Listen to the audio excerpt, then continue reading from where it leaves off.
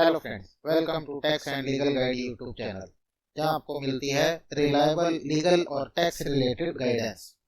आज हम ऐसे ही एक क्रिटिकल इशू के बारे में बात करेंगे जो इस समय स्पॉटलाइट में है। इनकम टैक्स डिपार्टमेंट से बहुत सारे इंडिविजुअल्स को नोटिस रिसीव हुए हैं जो कि गलत और फेक डिडक्शंस और एग्जम्पशंस क्लेम करने के लिए आए हैं। गलत डिडक्शंस या एग्जम्पशंस रिपोर्ट करना सिर्फ लीगल कॉम्प्लिकेशंस नहीं बल्कि फाइनेंशियल लॉसेस का भी कारण बन सकता है। बहुत सारे सैलरीड इंडिविजुअल से कुछ कॉमन एरर्स होती हैं जब वो अपना इनकम टैक्स रिटर्न फाइल करते हैं।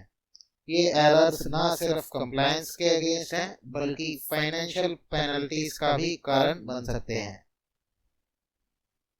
फेक डिडक्शंस क्लेम करना। बहुत सारे टैक्स पेयर्स इन्फ्लेटेड एचआरए यानी हाउस रेंट अलाउंस या fake section 80C deductions claim करते हैं। ये लोग वो डिडक्शंस क्लेम करते हैं जो उन्होंने की भी नहीं होती। एग्जाम्पल के लिए एक टैक्स पेयर एफडी करने का फेक रिसिप्ट दिखा के 80C डिडक्शंस क्लेम करते हैं जबकि ऐसी कोई एफडी कभी हुई ही नहीं थी। Miss reporting expenses. Medical insurance section 80D और डोनेशंस सेक्शन 80G के अंडर गलत या इन्फ्लेटेड अमाउंट्स डिक्लेयर करना एक कॉमन प्रॉब्लम है। फॉर एग्जांपल, जैसे किसी एक इंडिविजुअल ने 10,000 डोनेशन दिया लेकिन आईटीआर में उन्होंने 30,000 डिक्लेयर कर दिया। तीसरा है इनकम को हाइड करना। कुछ लोग इंटेंशनली अपनी टैक्सेबल इनकम अंडर रिपोर्ट करते हैं, स्पेशली रेंटल इनकम या कोई साइड बिजनेस हो। चलिए अब देखते हैं इस इशू पर आपको कंसर्न क्यों होना चाहिए। Income tax department advance tools जैसे कि आर्टिफिशियल इंटेलिजेंस का यूज करते हैं और डिस्क्रिपेंसीज आइडेंटिफाई करते हैं। अगर आप पकड़े गए तो आपको हैवी फाइन्स, पेनल्टीज और लीगल एक्शन का सामना करना पड़ सकता है। चलिए इसे एक रियल टाइम केस स्टडी से समझते हैं। हाल ही में एक रीसेंट इन्वेस्टिगेशन में इनकम टैक्स डिपार्टमेंट ने कुछ शॉकिंग फैक्ट्स रिवील किए हैं और ये पाया गया है कि लगभग 90,000 सैलरीड इंडिविजुअल्स, जिनमें पब्लिक सेक्टर, प्राइवेट सेक्टर और गवर्नमेंट सेक्टर्स में काम करने वाले इंडिविजुअल्स सब शामिल हैं, इन 90,000 लोगों ने बोगस डिडक्शंस क्लेम किए हुए हैं। इन 90,000 इंडिविजुअल्स ने बोगस डिडक्शंस क्लेम कर रहे हुए हैं जिसके लिए इन्हें नोटिस भी इशू हुए हैं। डिपार्टमेंट के अकॉर्डिंग टोटल इनकरेक्ट डिडक्शंस का अमाउंट 1,070 करोड़ के पास है। ये claims mainly section 80C, 80D और 80G के अंडर किए गए थे। कुछ एम्प्लॉइज ने फेक रिसिप्ट्स यूज करके डोनेशंस, ट्यूशन फीस और मेडिकल इंश्योरेंस के डिडक्शंस क्लेम किए थे। इन्वेस्टिगेशन में पता चला है कि कुछ लोगों ने इन्वेस्टमेंट्स दिखाई जो उन्होंने कभी की ही नहीं थी।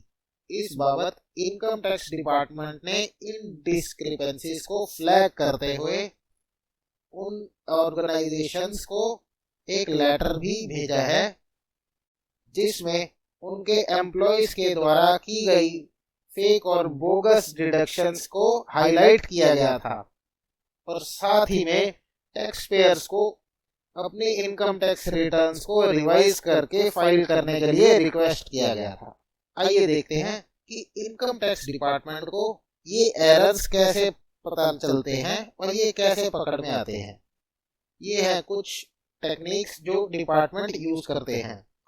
एआई और डाटा एनालिटिक्स।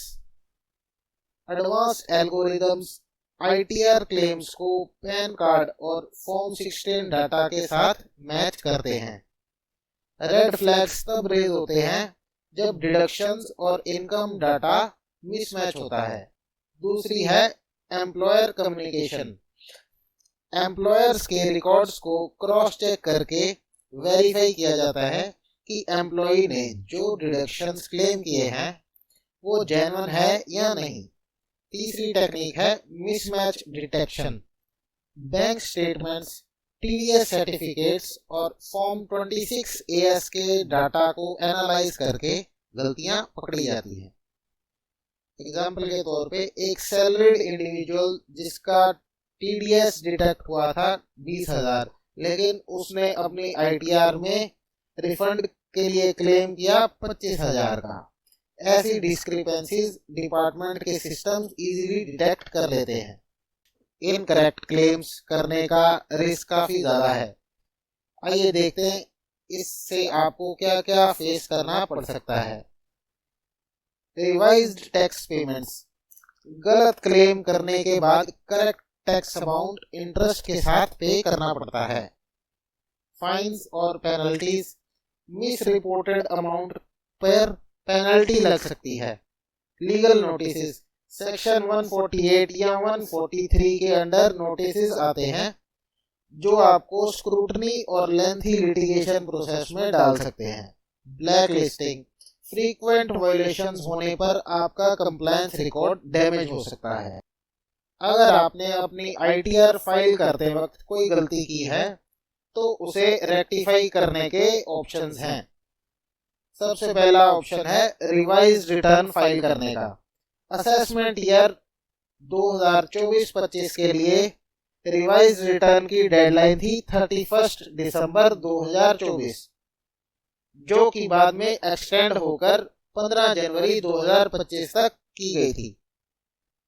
अगर आपने 15 जनवरी 2025 की डेडलाइन को भी मिस कर दिया है तो आपके पास केवल अपडेटेड रिटर्न फाइल करने का ऑप्शन ही है। अपडेटेड रिटर्न एक प्रोविजन है जो टैक्स पेयर्स को अलाउ करता है अपने पास्ट एरर्स को करेक्ट करने के लिए पेनल्टीज के साथ, और जो भी टैक्स लायबिलिटी बनती है उसे पे करने के लिए। टैक्स फाइलिंग को स्मूथ बनाने के लिए कुछ टिप्स हैं जो आपके काम आ सकते हैं। हमेशा अपने एक्यूरेट रिकॉर्ड्स मेंटेन करें। इन्वेस्टमेंट्स, डोनेशंस और मेडिकल एक्सपेंसेस के रिसिप्ट संभाल कर रखें। क्लेम करने से पहले डिडक्शंस की एलिजिबिलिटी को डबल चेक करें। जरूरत पड़ने पर किसी प्रोफेशनल से एडवाइस लें। एक्यूरेट टैक्स रिटर्न फाइलिंग सिर्फ एक लीगल ऑब्लिगेशन नहीं बल्कि फाइनेंशियल ट्रांसपेरेंसी और पीस ऑफ माइंड का एक जरूरी स्टेप है।